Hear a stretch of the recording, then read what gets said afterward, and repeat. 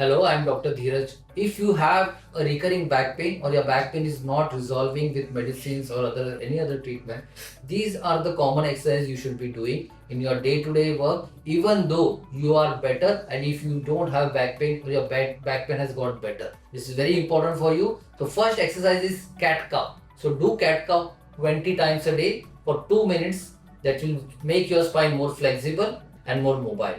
Second is planks. Planks, you have to just be hanging parallel to the ground. Try to hold for at least 30 seconds. If you are not able to do that, you can just try by putting your knee down the ground and just hold it for a while. And this should be repeated 5 to 10 times as per your tolerance. Third, and the most important, and which has been practiced since ages, is Surya Namaskar. So don't try to start it from the beginning. You can start it from the ground itself and try to hold the extension position with the head high for few seconds and again go back to the position.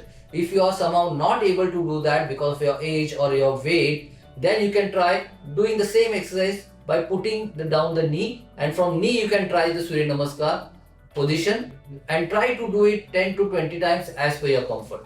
Thank you very much. Just try this and within couple of your months your muscle will be much better, your back pain will get better. Thank you.